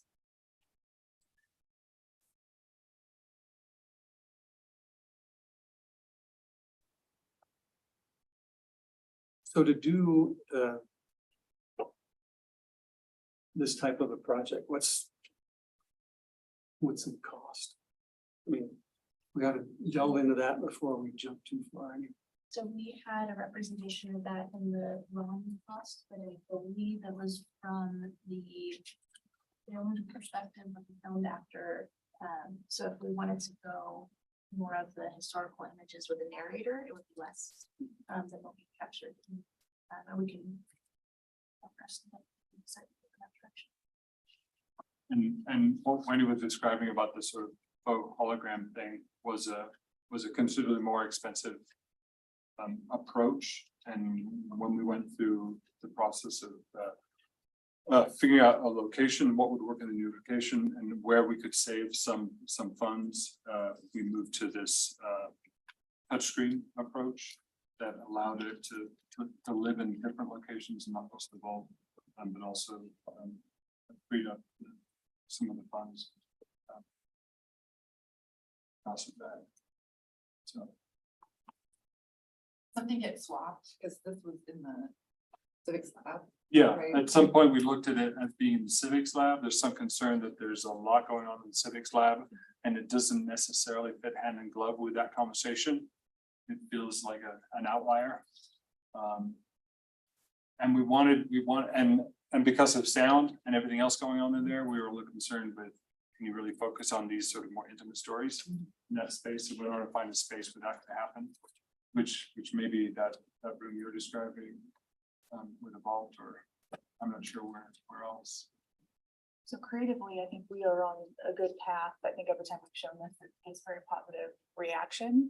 I think what we're looking for this committee is really where it will be located. We can continue to move forward, but we just need to know where it's going to be. Just a simple little decision. Well, just personally, I've always liked this concept of a historical vault that you could go into history. And I wish there were more square footage there. There isn't. So I've tried to play in my mind, what happens when a busload of fifth graders shows up and they all want to get in the vault? Well, they can't. You got to take them, what, 5 at a time, 10 at a time? I don't know, but I still like the concept, and I appreciate the thoughts about, is it going to be intrusive? Well, yeah, there'll be some sound with it. I think we can put sound barriers on the inside of those walls. There's things you can do to mitigate that. Might take a little bit of construction to reconstruct that hallway there. That's all doable stuff. I get that if we want to have a big screen again or whatever, you can take it to another conference room. I just, that's kind of brand new today to me, so I'm not sure. We don't have voting members of the subcommittee here from the executive branch. So we really can't go there in my mind today. I, for one, still like the idea of going in that vault and having an interactive sort of experience. But that's just me. Committee, what are your thoughts? Don't be afraid to weigh in here. Mr. Chairman, your question about getting a whole busload of kids in, I think all of these exhibit experiences are targeted to different audiences. So anytime we have a busload of kids, they'll be on a docent guided tour and will probably spend more of their time in a civics lab. So this experience would probably be more if you have a family coming in, maybe a smaller group of students, more than, I don't think we would ever envision trying to get a whole class in there or dividing up a tour to get a class in there. So it's this idea that you get walk-in traffic and what experiences they can have versus a more of a curated experience that we'll be developing for tour groups that come through as part of a school visit. That's helpful. Thanks for that, Wendy. So, the question really is, do we proceed on this front? And that's really what DI would like to know from us. Go ahead, Representative, what? Well, I think it's a discussion that we need to have an executive session, not sitting here right now. We've got to kind of do a deeper dive into it. Before we do it, I think we need to have a consensus. We're gonna take control of that vault and we're gonna rearrange that hallway like prior discussions with government. So I think that dovetails into I think what concerns us, at least on the legislative front, is that piece right there. Can we get the go-ahead to utilize that area? And we don't have a full 100% go on that. I think it could be a real centerpiece. I agree with Nigel. I think it could be, hey, we went in the historical vault. That could be a really cool deal. But so today we may not be able to give you much of a thumbs up. Yeah, I hope that makes sense. But we've got a little bit of work to do to, not to mention, we don't have the full committee here today to help us with that. And Mr. Chairman, the purpose of this deck is Betsy Anderson requested a more robust deck. And so for Patricia to be able to bring back to the governor and to Representative Nicholas's point about having not necessarily executives discussion, but the governor's office controls that space. So having that discussion with the governor's office to be able to report back to this subcommittee. So this deck will be for the governor's office use to better understand the concepts. So Wendy, would it make sense for a couple of representatives of our subcommittee to reach out again to the governor's office? I think that would be very helpful if we could have an internal meeting with our office. I can go ahead and coordinate with one of you two so that we can get that going sooner rather than later. I appreciate that. That would be really helpful. And I'm looking at a couple of people on this side and one over in this direction that would be very appropriate to be included in that little, if you guys would be willing to do that, to kind of get that conversation restarted and with a little bit of urgency so that we can provide to our team members, you know, some push on that. Does that make sense? Hopefully. Mr. Chairman and Patricia, you might also let co-chairman Auditor Racinas know. I think she would like to probably be involved in that discussion. Absolutely.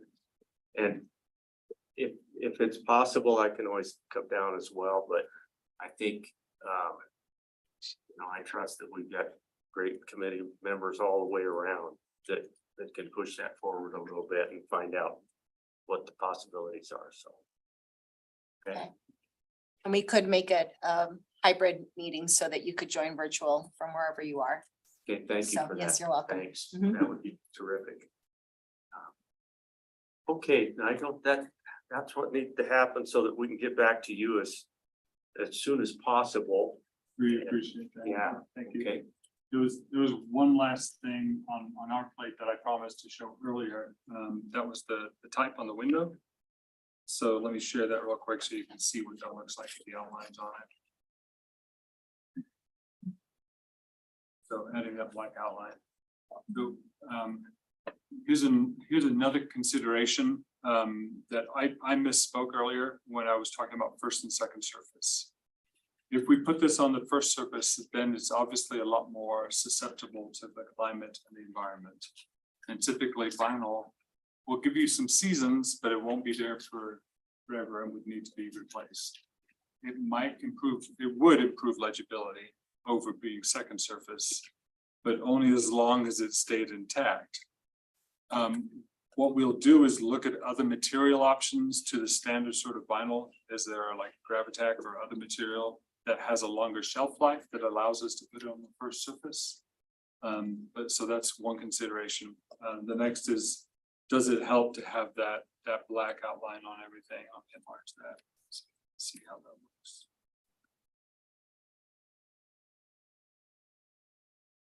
Committee thoughts?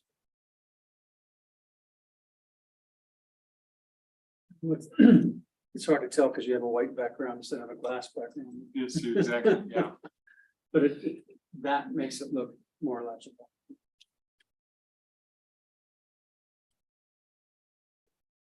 Is this something we know for ROM cost and for engineering? We already, and we'll know the text and everything. Is it something we may even just be able to get some vinyl?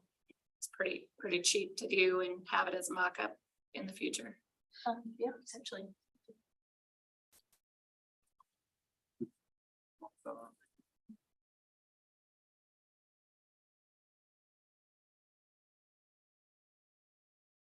All right, that was the last thing I want to make sure we covered. Have I forgotten anything? All right. This nice lady seems happy with it. Just saying. She's on her way. She knows where she's going. All right, that's everything we heard from the DI today. Thank you so much. I appreciate you taking the walk around and helping us to think through the scale and size, all that stuff. It's been helpful. So, thanks very much. Thank you, Nigel. I really appreciated the day. It's really been helpful and been a lot of fun, to be honest. So, committee, anything from all of you to anybody from the DI team? Okay, thank you. Thank Can you you leave those very things much. hanging where we put them? Yeah, I think they might be good, Mr. Chairman, if things are up for a while for anyone in the building to just kind of look at and think about as part of your file stage review. And this room is starting to become the collection of all these, so you can come down here and look at stuff. Okay, we have a couple other things on the agenda committee that I want to get to so that people can move on with their day. Kevin, I'm going to turn it over to you for any thoughts on the exhibit and gallery manager position. Appreciate the fact that you've had some conversations with some folks and take it away. Where do we stand on that? Thank you, Mr. Chairman. I think as you can kind of see here, one of the big changes you'll notice is a potentially different title for this role, and that was partially precipitated by the idea that the scope could expand a little bit so that this position could serve not just specifically for the Capitol, but could offer support for museum activities in all of these buildings around the Capitol complex. There's a lot that we do in terms of putting art up in elected officials' offices, state agency offices that this position can help support. I know thinking forward into some of the kind of master planning of the area, the conversations that we've had around a memorial walk or memorial garden or whatever that looks like, that would be another thing that this position support. So with all of that in mind, and also probably supporting some of the stuff that the museum does in terms of preservation of artifacts, it seemed that maybe Capitol Curator was not the right type of title for this position, or the right one to push out there maybe. So we're kind of continuing to have some conversations about what exactly that might look like. And that's really the update at this point that I have. So, Mr. Go ahead, Rick. Coaster, Kevin is basically regurgitating my comments. And so the point being that in order to ask for a new position, just to be the Capitol Curator, I don't think that's going to be advised during the budget session particularly. And so I said, well, let's tailor this so that it has a more broad spectrum, need-based relationship, and we'll just have better traction. Really appreciate Chairman Nicholas working a little bit with Kevin, and I hope that makes sense to everyone. It sure does to me. I think there is a lot of opportunity to use this position throughout the Capitol complex and even beyond, frankly. As long as we get the Capitol Gallery taken care of and all the things that we're going to be creating out of this committee in this building, but there's a bigger scope. So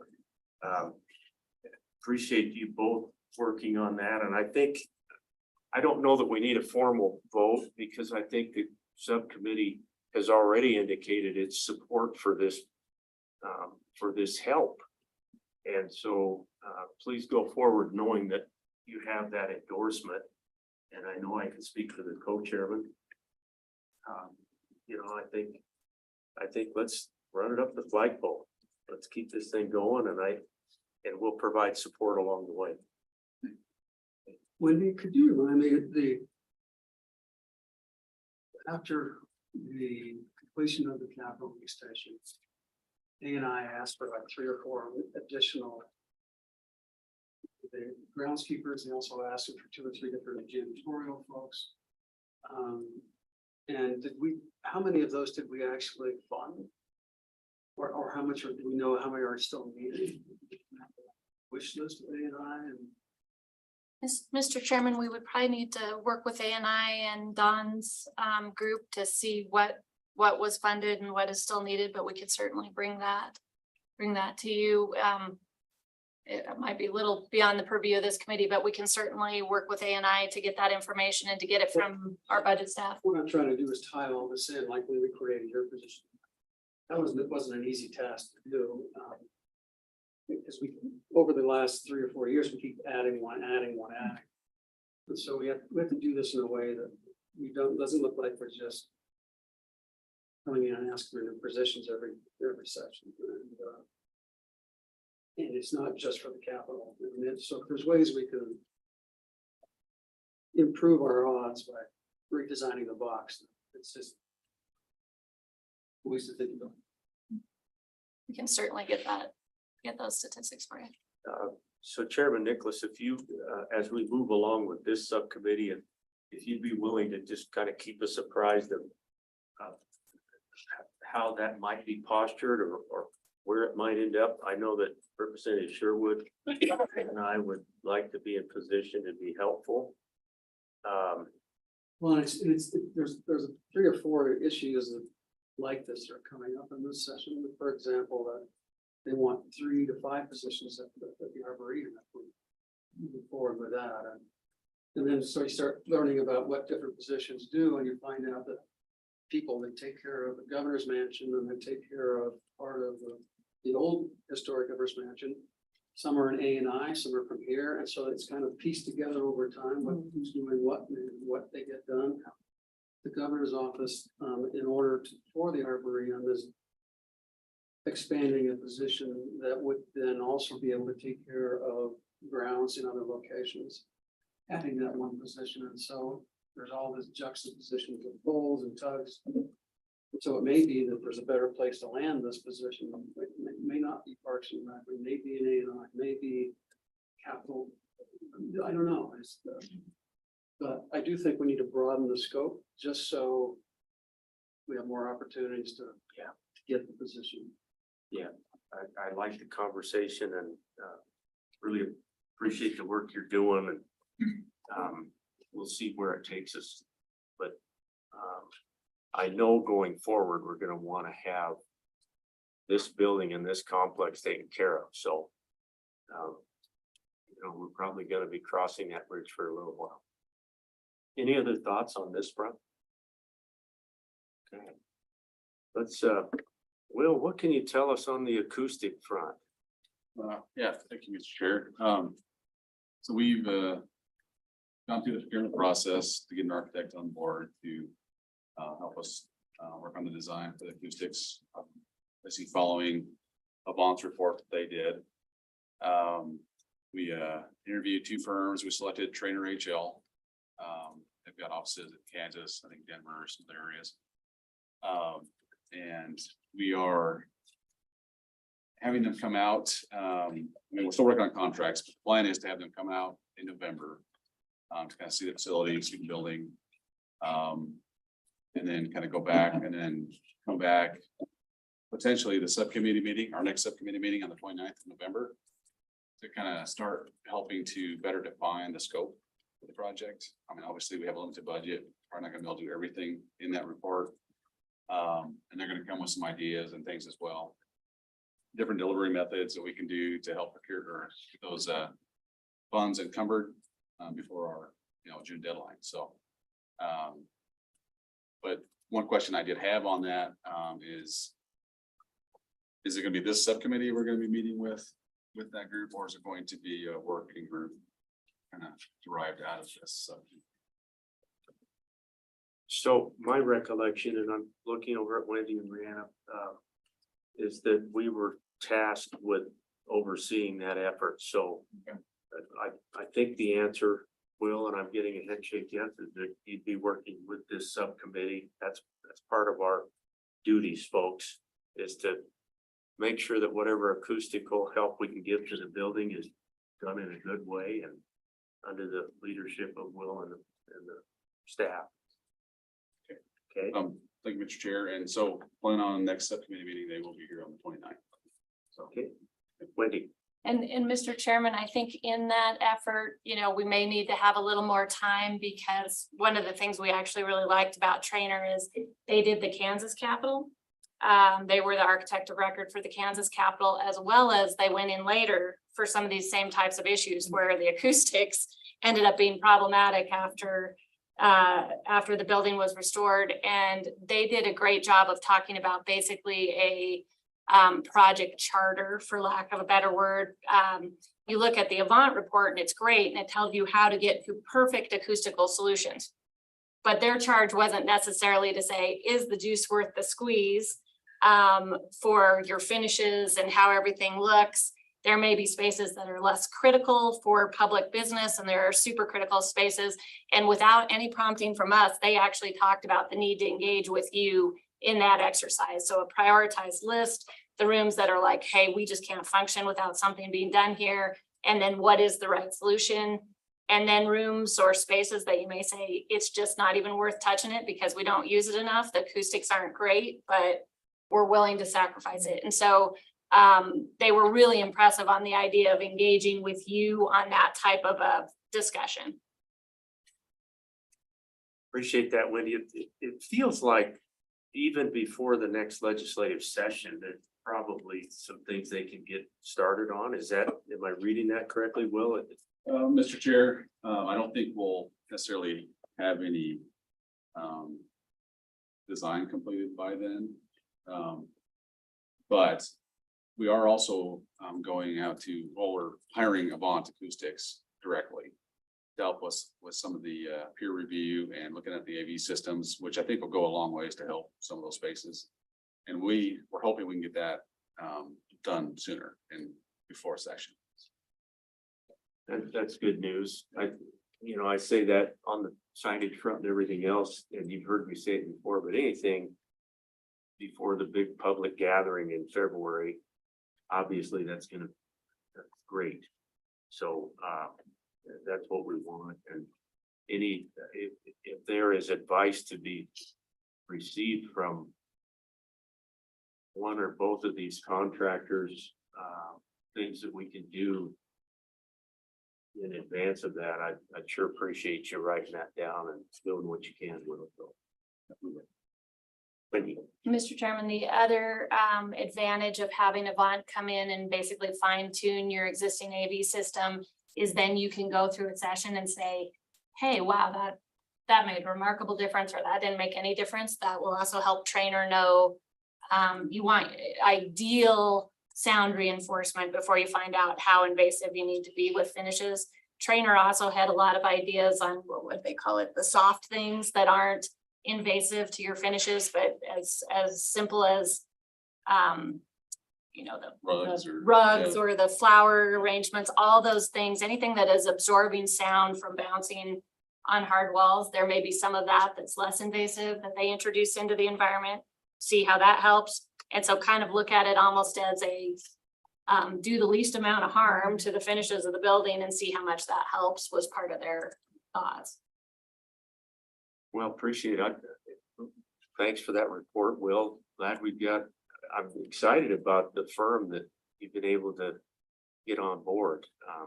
Glad that they've had a little bit of work over in Kansas. Yeah, we are too. Yeah.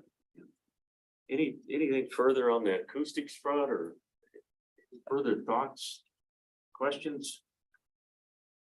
Okay, folks, that brings us to the end of the agenda today. Brianna, can you remind of the next meeting? We just referenced it. It's the end of November. I believe the 29th, right? Yeah, so Mr. Chairman, as far as next steps, you have the Wayfinding build typical file stage review. That is due by end of day on Monday. So that is kind of your homework for the next few days. The next two meetings are November 29th. And then we also have January 5th.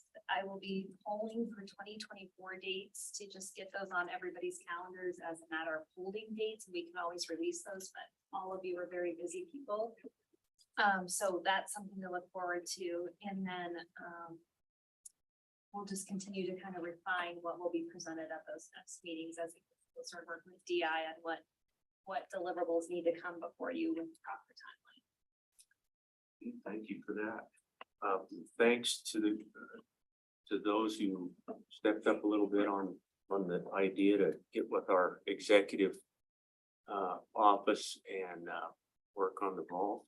I think that's a good step that we need to take and hopefully get a little bit of momentum there so that we can get back to DI on that one. So thank you, Chris, appreciate that.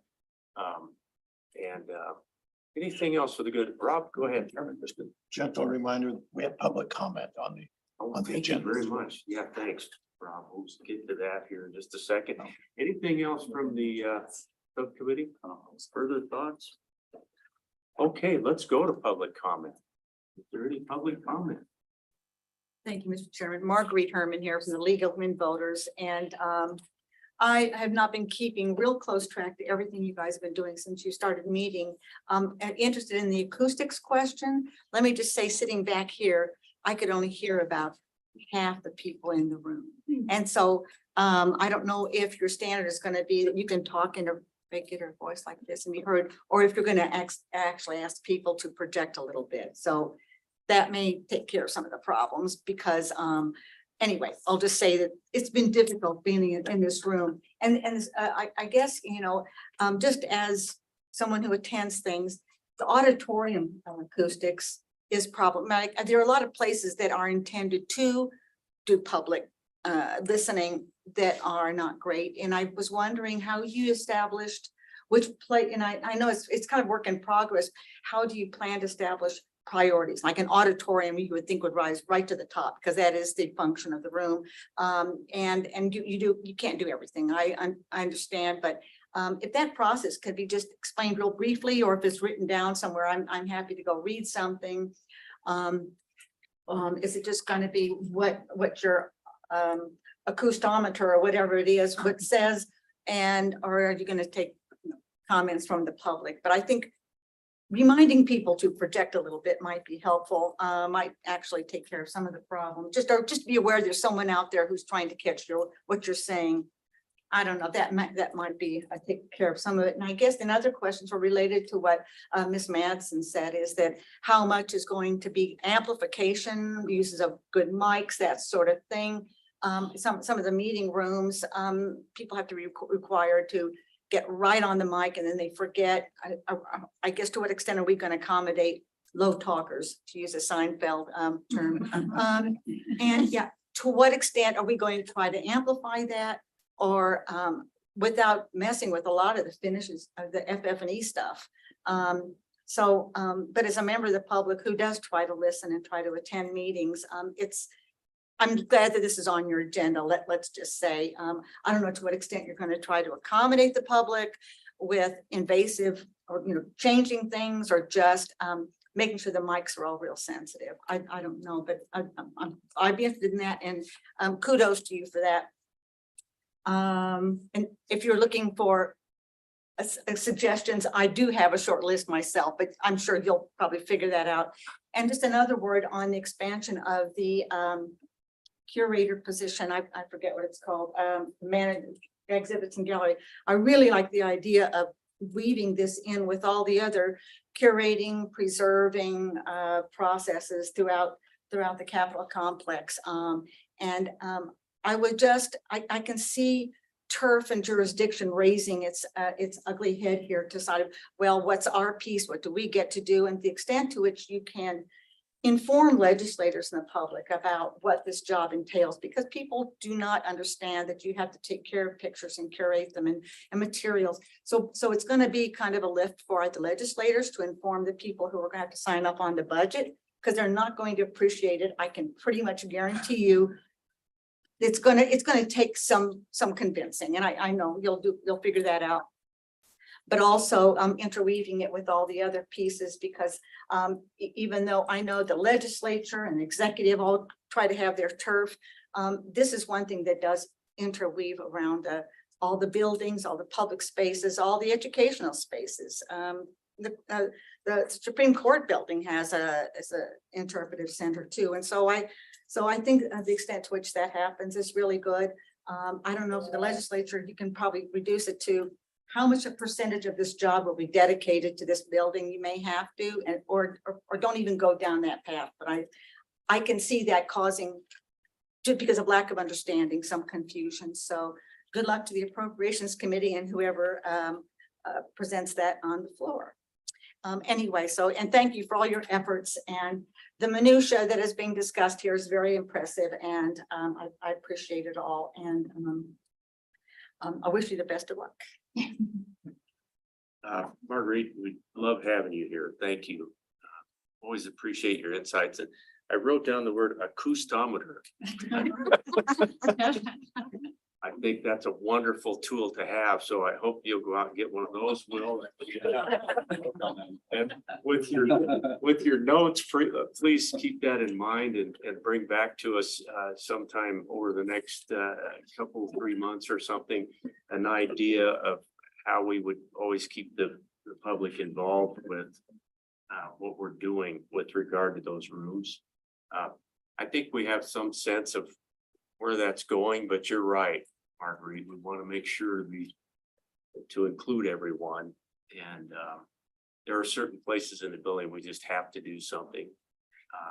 But I will say this: we've got legislators who forget to use microphones, including the one who's been here the longest. You can't get him to use a microphone. So, and let me just say, is sometimes you can hear better online than you can in the gallery in the Senate, because of that the mic's over here and then they're addressing the rest of the world, or something to keep. And I if I can just do one more comment, it just occurred to me on the historic voices and that sort of thing. Right. And I don't know if this involves hardware and software and everything, but having gone to, like, say, the museum, the art museum, where you have the individual headsets and things where you go by and you hit a button and things. I know that's not what you're looking for. You're looking for something more intuitive, or just with the knocking on the door. But with the noise control, I'm sympathetic to people who work next to these things, and the difficulty of accommodating people who are listening to a lot of different doors at once. And I guess I don't quite understand the layout of this, but I just think there may be something to borrow from the technology of the Art Museum in Denver, which is where I've used that before. And it's common throughout museums, is where you can, people next to each other can be listening to different presentations simultaneously. Anyway, just mention that. I'm sure it's something you already thought of, because if I've thought of it, I'm sure it's occurred to all of you before. But it may be something that solves some problems, although there's a lot of sort of accoutrement that goes with it. thanks, Marguerite. Appreciate that as well. And Mr. Chair, go ahead, Will. since they will be here next subcommittee meeting, that might be an opportunity for the public to raise some of those concerns while all the design teams here. Great suggestion. So 29th of November, Marguerite, they will be here. So, and for anyone who might be listening in out there, we'll have an opportunity to hear a little bit more from those contracted to help us with the acoustics, and I look forward to that. So, okay. Any other public comment? Anyone else? Is there anybody online today, Brianna, that would like to weigh in? Okay, we'll close public comment.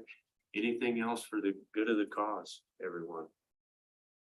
Yeah, anything from you folks before we